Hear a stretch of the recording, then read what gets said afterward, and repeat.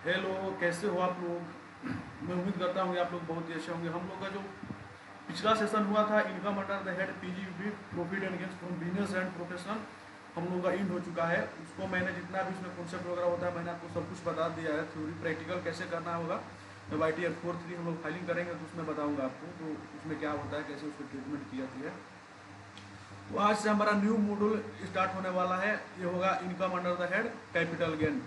Capital gain क्या होता है, इसमें क्या कौन कौन सा कॉन्सेप्ट होता है, क्या क्या होता है, इसके बारे में आप लोगों को आज के सेशन में बताऊंगा कि कैपिटल गेन क्या होता है। तो चलिए मैं स्क्रीन शेयर कर रहा हूँ अपना PDF के अकॉर्डिंग। कैपिटल एसेट होता क्या है। Definition according to section 214 a capital asset means, आप लोग बताइए कि हाउस प्रॉपर्टी का हाउस इनकम का जो रेंट था, रेंट से जो अर्निंग था उसका सेक्शन चार्जिंग सेक्शन कौन सा था, 22 था। PGBP का चार्जिंग सेक्शन कौन सा होता है, 28 होता है। और जो सैलरी का होता है 17(1) होता है पर गजीट वगैरह का। तो चार्जिंग सेक्शन आप लोगों को याद रखना है। तो इसका जो चार्जिंग सेक्शन होता है 45(1) होता है, उसके बारे में आप लोगों को बताऊंगा। इसमें कैपिटल एसेट क्या होता है, डिफिनेशन क्या दिया गया है। According to section 2 under section 14 a capital asset mean property of any kind held by an associate whether or not connected with his business or profession. Any kind of business property, any kind of property होनी चाहिए held by an associate whether or not connected with his business or profession। मतलब इसे नहीं है कि उसका business or profession से उसका रिलेशन है, कनेक्टेड है कि नहीं। एसेट का मतलब ये होता है, जैसे कि मैं बता रहा हूँ मैं बिजनेस में हूँ और बिजनेस में मेरे पास कोई लैपटॉप है, PC वगैरह है, तो वो क्या हुआ हमारे लिए, वो हमारा एसेट ही हुआ। जब उसके ऊपर क्या लगता है, गेन लगता है, एसेट गेन यानी कि कैपिटल गेन का चार्जिंग सेक्शन चार्जेबिलिटी लगती है, उसके ऊपर हमको टैक्स देना होता है।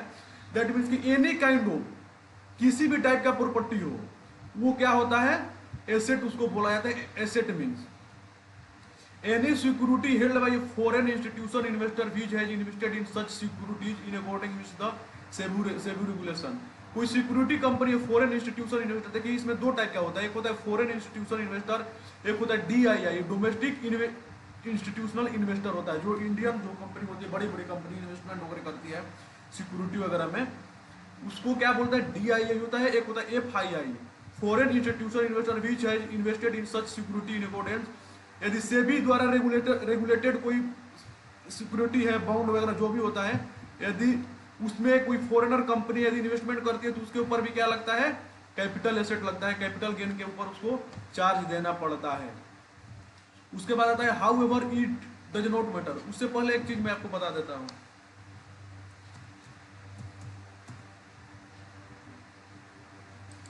Scope and year of chargeability section 45। मैंने स्टार्टिंग में बताया था कि income under the head capital gain का चार्जिंग सेक्शन कौन सा है, 45 होता है। इसमें बताया गया जनरल प्रोविजन क्या होता है सेक्शन 45(1) में, any profit or gains arising from the transfer of a capital asset affected in the previous year. इसमें एक वर्ड है, any profit or gains arising from the transfer of capital asset affected in the previous year other than exemption covered under the cap chapter shall be chargeable to income tax under the head in the previous year which is the transfer to place। इसका मतलब होता है जिस भी previous year में आपने asset को आपने ट्रांसफर किया है वो आपके लिए क्या होगा, उस साल में आपके ऊपर चार्जिंग वगैरह होगा, उसके ऊपर टैक्स देना होगा। एग्जांपल के तौर पे मैं बता रहा हूँ, आपको किसी ने, आप अपना एसेट को सेल कर रहे हो, पेमेंट आप 2 साल पहले लेते हो लेकिन एसेट को ट्रांसफर कब करते हो, आप 2 साल के बाद करते हो। जैसे कि 2022-23 का फाइनेंशियल ईयर या प्रीवियस ईयर में आपने पेमेंट ले लिया अपने एसेट सेल करने के लिए, ट्रांसफर करने के लिए, लेकिन एसेट ट्रांसफर कब कर रहे हो आप, 2 साल के बाद, यानी 25-26 में कर रहे हो या 23-24 में कर रहे हो।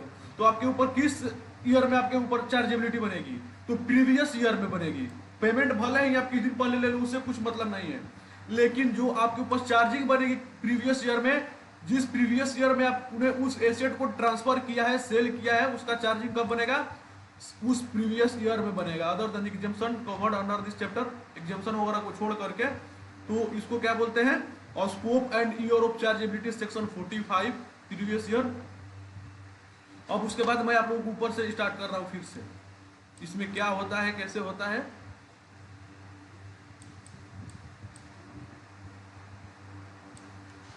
उसके बाद हमारा आता है कैपिटल एसेट मैंने बता दिया डेफिनेशन क्या होता है, property any kind of property held by assessing whether or not connected with the business or profession. लेकिन इसमें अब बात आती है कि however it does not include, क्या क्या इसमें इंक्लूड नहीं होता है कैपिटल एसेट में। कैपिटल एसेट से किन किन चीजों को बाहर किया गया है, जैसे कि स्टॉक इन ट्रेड, मैंने आपको स्टार्टिंग में बिजनेस वाले में भी बताया होगा कहीं ना कहीं कि स्टॉक इन ट्रेड क्या होता है। जैसे कि आपका, मैंने ऊपर वाला में एग्जांपल बताया कि आप बिजनेस के लिए अपना लैपटॉप मोबाइल वगैरह भी कर रहे हो तो क्या हुआ आपका, वो एक तरह से कैपिटल एसेट हुआ। लेकिन वही मोबाइल लैपटॉप का सेल आप करते हो स्टॉक इन ट्रेड, मतलब का काम है कि आपने 1000-2000 पीस क्या किया, मोबाइल लैपटॉप या जो भी XYZ एसेट है आप परचेज करते हो, 2 दिन 4 दिन 5 दिन के बाद उसको बेच देते हो, आपका क्या हुआ, वो आपका बिजनेस हुआ। उसको क्या बोलते हैं, स्टॉक इन ट्रेड बोलते हैं उसको। तो जो स्टॉक इन ट्रेड होता है उसके ऊपर कैपिटल गेन का चार्जेबिलिटी नहीं आती है, वो पीजीबीपी का पार्ट होता है, क्योंकि वो आपका पर्पज बिजनेस हो गया। ऊपर वाला केस में क्या था कि आप पर्सनल यूज के लिए ले रहे हो, आप ऊपर वाला केस में क्या था कि लैपटॉप जो आप ले रहे हो किस लिए ले रहे हो, बिजनेस के यूज के लिए ले रहे हो, ना कि उसको सेल करने के लिए, तो उसके ऊपर कैपिटल गेन राइज होगा। लेकिन जब वही लैपटॉप मोबाइल या XYZ जो भी एसेट है, यदि वो स्टॉक इन ट्रेड करते हो, आप आज खरीद कर लाते हो, 2 दिन 4 दिन के बाद उसको सेल कर देते हो, 1000 पीस लाते हो, 5000 पीस लाते हो, तो आपका किस में आएगा, स्टॉक इन ट्रेड आएगा। और जो भी एसेट स्टॉक इन ट्रेड में होता है उसके ऊपर कैपिटल गेन नहीं लगता है, उसके ऊपर सेक्शन जो 28 का था हमारा पीजीबीपी का हेड, वो उसके ऊपर एप्लीकेबल होता है। Any stock in trade other than security referred to be in ever, आपको बताऊंगा कि सिक्योरिटी रिफर्ड बी वाला क्या होता है। एनी स्टॉक इन ट्रेड एवं कंज्यूमेबल स्टोर और raw material held by the purpose of the business or profession is the assessing, मतलब रॉ मटेरियल हो गया कंज्यूमेबल स्टोर में, यदि आपका पर्पस बिजनेस एंड प्रोफेशनल के लिए आप उसको लिए हो तो वो आपका क्या होगा, इसमें कैपिटल गेन उसके ऊपर राइज नहीं होता है, वो कैपिटल गेन से बाहर होता है।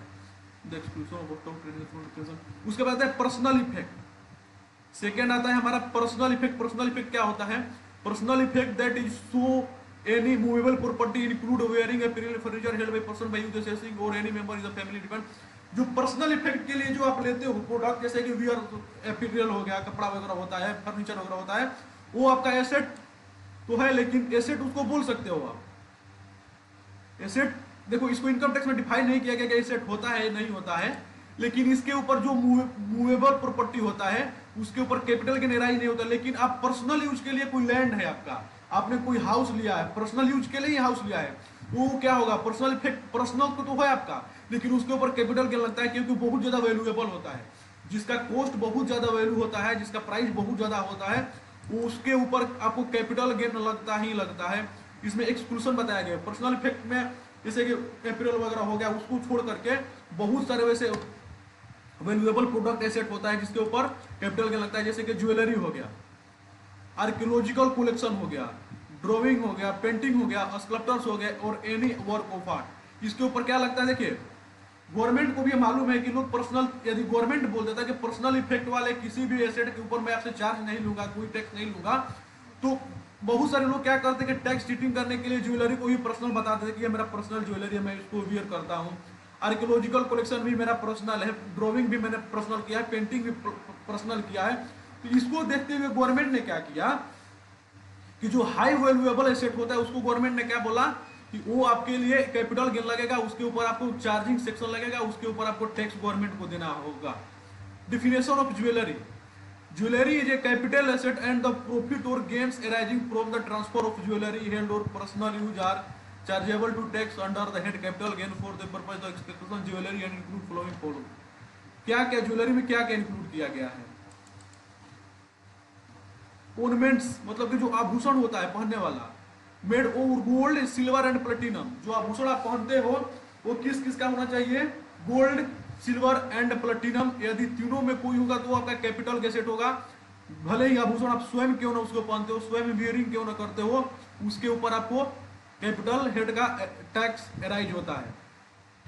Other precious metal or any alloy containing one more of such precious metal whether or not containing any precious or semi precious stone and whether or not work or 7 into wearing apparel। इसका मतलब है देखो कोई wearing आप पहन रहे हो, कोई कपड़ा पहन रहे हो उसमें जरी वगैरह लगा होता है, आप लोगों को सुना गया कि कोई गोल्ड का कुछ उसमें लगा है, जरी जो होता है उस यदि वो भी होगा तो वो भी आपका कैपिटल एसेट में आ जाएगा, वो भले वियरिंग है, आपका एपेरियल कपड़ा पहनने वाला है, लेकिन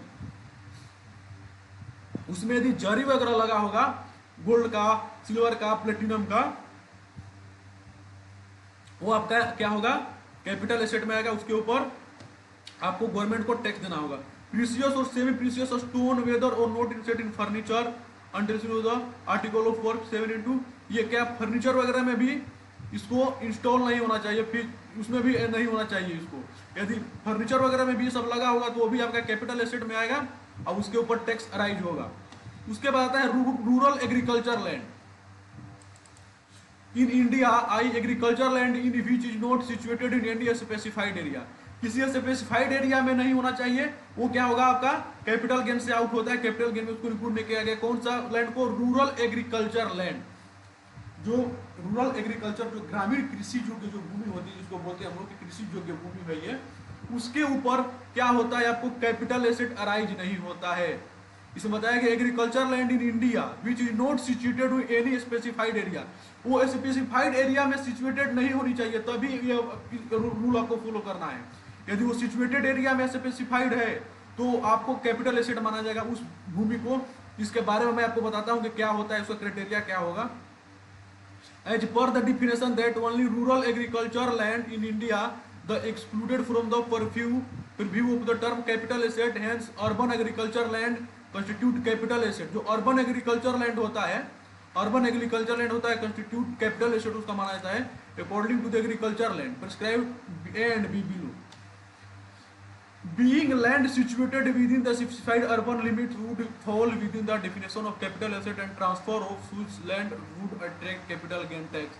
Agriculture land situated in any area within the jurisdiction or a municipality or cantonment board with having population of no less than 10,000 total. Agriculture land situated in any area with such distance measured innerly. इसका मतलब ये होता है, मैं बताता हूँ आपको। इसमें 3 टाइप के कैटेगरी होता है। कैटेगरी तो बहुत वैसे होता है, लेकिन मेनली मैं आपको बता देता हूं। एक होता है shortest aerial distance from the local limit of municipality. यदि आपका जो लैंड है वो क्या है, म्युनिसिपैलिटी से यदि 2 किलोमीटर का दायरा में है और उस म्युनिसिपैलिटी का पॉपुलेशन यदि 10,000 है, 10,000 से कम नहीं, 10,000 या 10,000 से अबव होगा, तो आपका कैपिटल एसेट में माना जाएगा।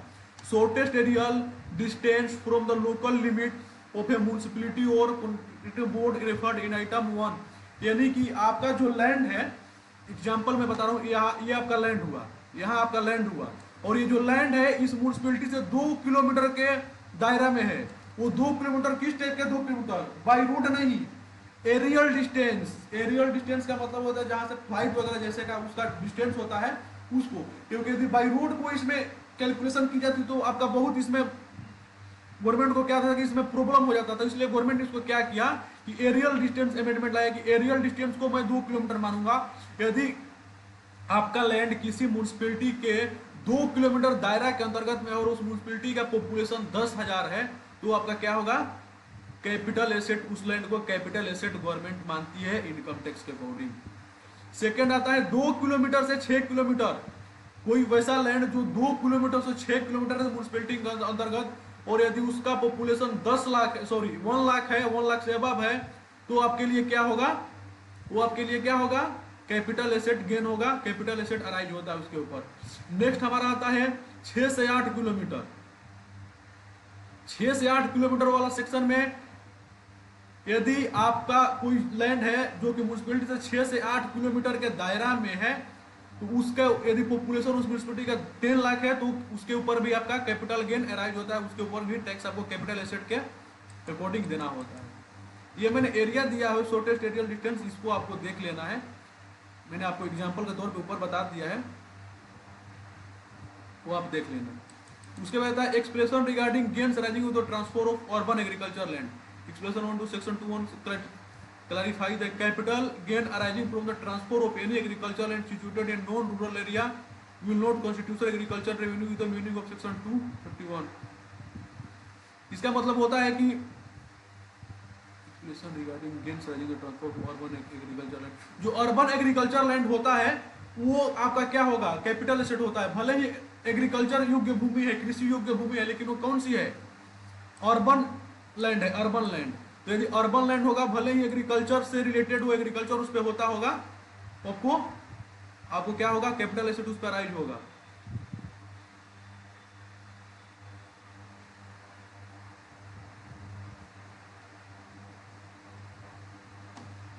उसके बाद आता है in other word the capital gain arising from the transfer of such urban agriculture land would not be treated as agriculture income for the purpose of examination under section 10A, hence such gain would be. इसमें बोल रहा है कि आपका urban में कोई शहरी जमीन है, उस पर आप खेती करते हो, तो उसका जो आपका जो रेवेन्यू जनरेट होगा उसको आप एग्जाम्पशन नहीं ले सकते हो कि मेरा कृषि से मैंने इसको अर्निंग को जनरेट किया है, तो उसके लिए आपको एग्जाम्पशन नहीं मिलेगा 10A का। उसमें आपको टैक्स लगेगा किस पे, कैपिटल गेन के according. Property include sale be deem to have always include any right और रिलेशन इन इंडियन कंपनी। उसके बाद हमारा नेक्स्ट आता है capital asset section 2 under section 14।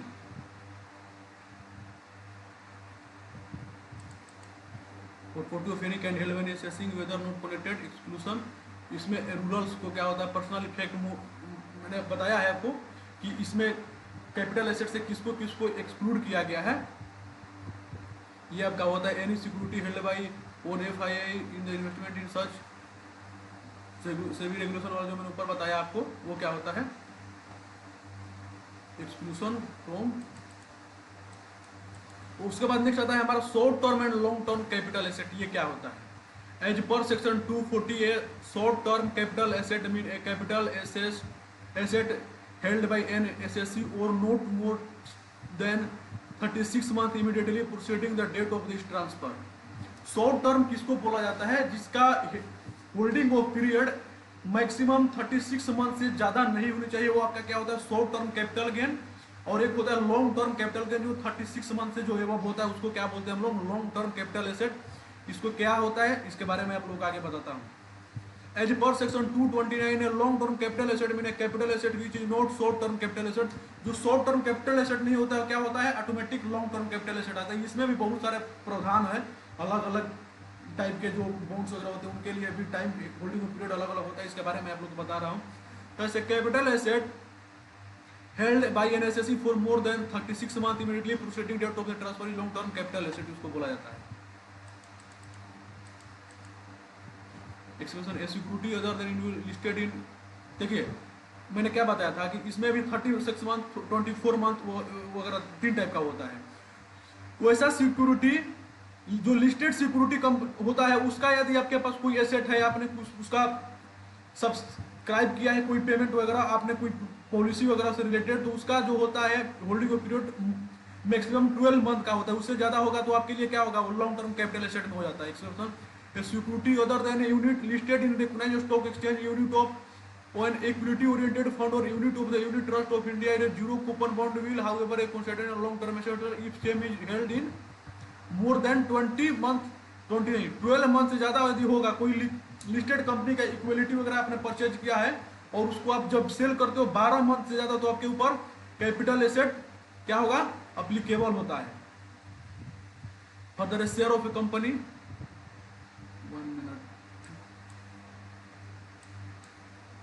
देखिए short term capital asset in held of 12 month, security हो गया listed in recognised stock exchange, unit of equity oriented, unit of UTI, zero coupon bond. यदि इन जो 3 है, ये जो 3 मैंने बताया ऑप्शन आपको, यदि तीनों में कोई भी आपके पास होता है, यदि आप उसको ट्रांसफर करते हो एसेट को विद इन 12 मंथ, मतलब 12 मंथ के अंदर में 11 मंथ में 10 मंथ में करते हो, तो वो आपके लिए क्या होता है, शॉर्ट टर्म कैपिटल एसेट होता है।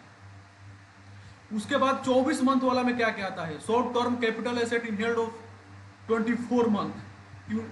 अनलिस्टेड शेयर जो होता है, लैंड और बिल्डिंग, दोनों लैंड और बिल्डिंग में या दोनों जो भी होगा वो आपका क्या होता है, होल्डिंग ऑफ पीरियड। यदि किसी लैंड या बिल्डिंग आपने किया है 24 मंथ के लिए, 24 मंथ से ज्यादा हो गया, तो आपका लिए क्या होगा, वो कैपिटल जो होता है लॉन्ग टर्म कैपिटल एसेट में उसको कैलकुलेशन करना होता है।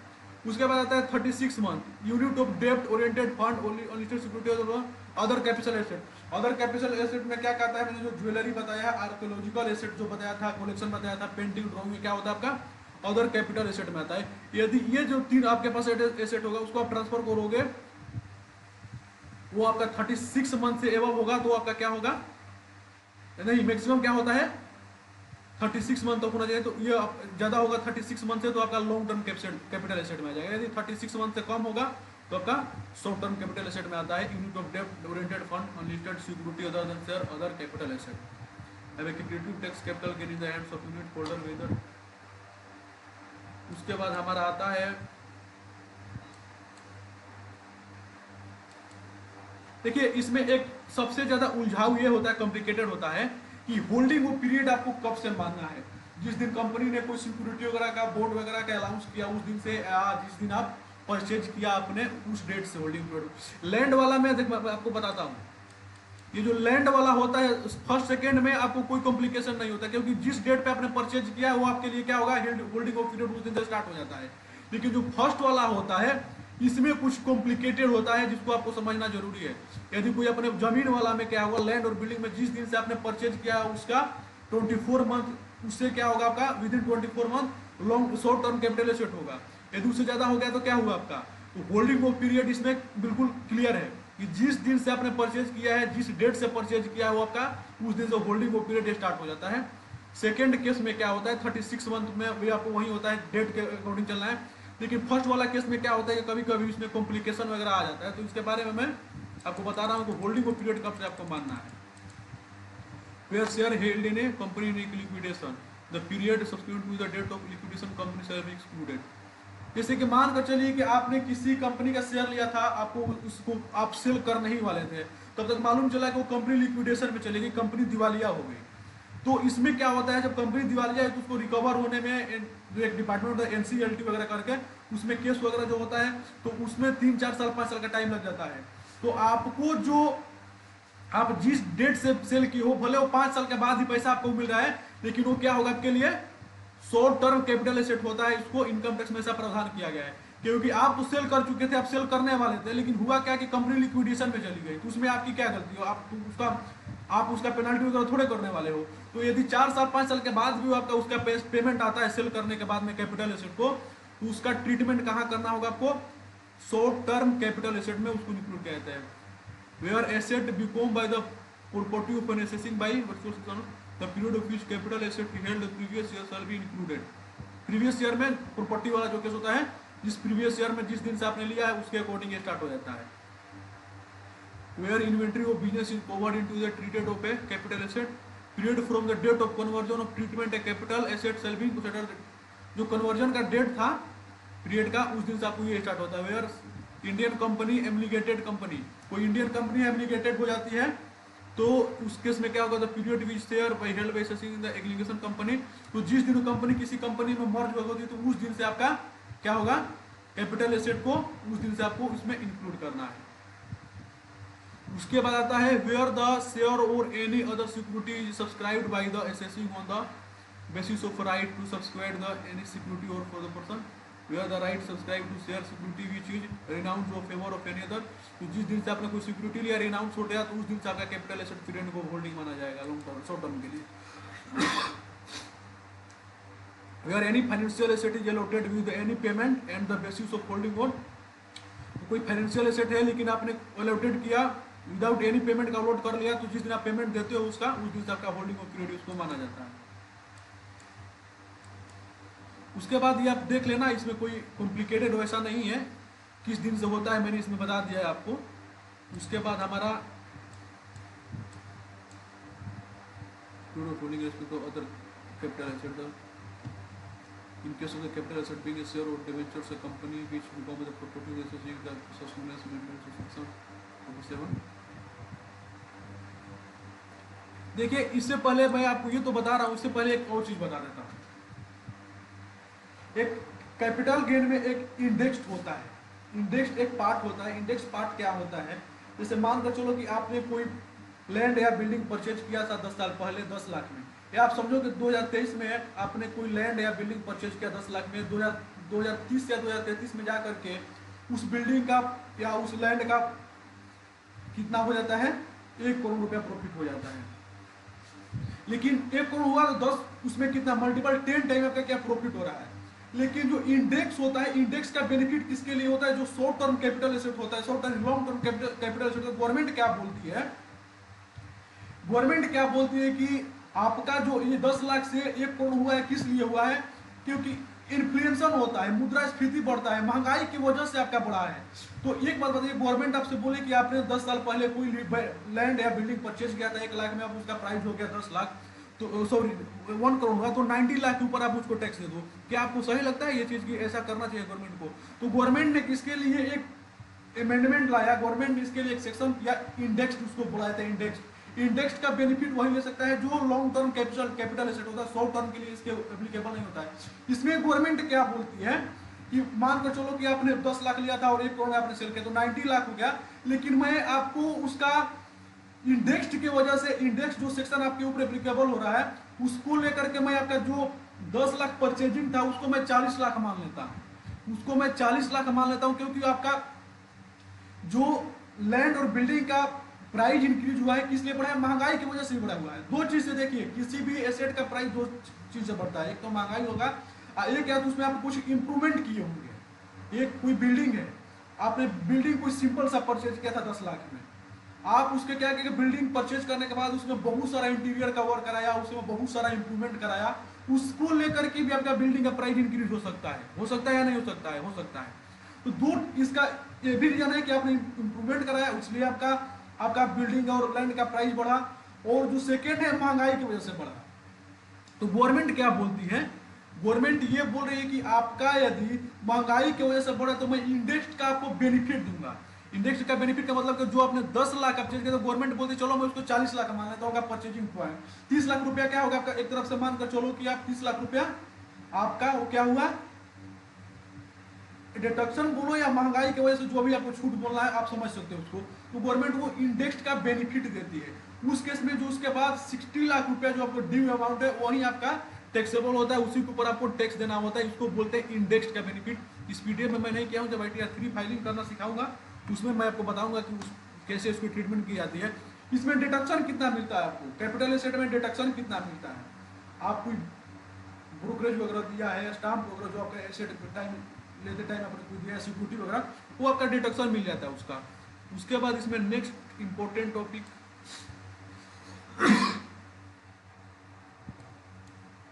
Income declaration feature. उसके बाद हमारा आता है transfer. What is means of transfer? क्या होता है? सेक्शन 2 सब class 47। The Act contain an inclusive definition of the term transfer. Accordingly, transfer in relation to capital asset include the following types of transaction: the sale, exchange और relinquishment the asset। कोई asset को आप cell कर रहे हो, exchange कर रहे हो, उसको क्या बोला जाता है? इसमें ट्रांसफर बोला जाता है। What is meaning of transfer? Transfer किसको बोला जाता है? इनकम टैक्स में एसेट, कैपिटल एसेट को ट्रांसफर का मतलब क्या होता है? कोई एसेट को या तो आप सेल कर रहे हो, या एक्सचेंज कर रहे हो, या रिक्विजिशमेंट कर रहे हो, ये तीनों आपका क्या होता है? ट्रांसफर का पार्ट होता है। सेकेंड आता है दो एक्सटिक्यूशमेंट, आप राइट आप छोड़ देते हो, कोई एसेट है उसका आप राइट भी छोड़ देते हो, वो भी आपके लिए टैक्सेबल होता है। इसका मतलब होता है कि कोई एसेट है जिसका राइट आप छोड़ देते हो, अधिकार आप अपना हटा देते हो, तो उस सिचुएशन में भी आप एग्जिट हो जाते हैं उस एसेट से, वो भी आपका एक ट्रांसफर का पार्ट होता है, उसके ऊपर भी आपको टैक्स देना होता है। उसके बाद the compulsory acquisition thereof under any law, the owner of a capital asset में converted treated of same into the stock in trade of a business carried by him, such conversion treatment is treated or transfer or the maturity of redemption of zero coupon bond. जो zero coupon bond होता है उसको आप रिडेमेशन कराते हो, मतलब कि redeem कराते हो, वो भी आपका क्या होगा? ट्रांसफर का ही पार्ट होता है। स्टॉक इन ट्रेड और business carried on his some conversion. उसके बाद position of immovable property in consider of part four contract refer to. Contract को यदि आप रेफर कर दे तो section 53 A the transfer of property act 1882 के अंतर्गत इमूवेबल प्रॉपर्टी को, वो भी आपका ट्रांसफर का पार्ट होता है। उसके बाद है transaction which have the effect of transferring in enjoyment of immovable property, example to a person many become a cooperative society, company, other association of person which is a building house flat where there the aggregate amount of society its and over possession। उसके बाद deposit of party of the asset और interest then, ये इसके बारे में मैं थोड़ा सा आप लोग को इजी डिफिनेशन करके नेक्स्ट चैप्टर में बताने का प्रयास करूँगा। उसके बाद स्कोप, विंडो और चैलेबिलिटी सेक्शन मैंने आपको बता ही दिया। उसमें मैंने जनरल प्रोविजन बता दिया है। इंश्योरेंस रिसिप्ट सेक्शन वगैरह क्या होता है इसके बारे में मैं आप लोगों को नेक्स्ट सेशन में बताऊंगा। उसके बाद कन्वर्जन ऑफ ट्रीटेड और capital asset in stock in trade मैंने बता दिया। कैपिटल एसेट जो होता है और स्टॉक इन ट्रेड वो क्या होता है, बिजनेस इनकम का पार्ट होता है।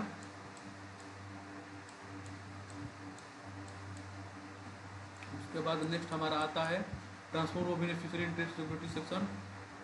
ये भी एडवांस हो गया, इसको मैं आपको कल का कंपोजिशन रिसीव्ड ऑफ परसेंट्स।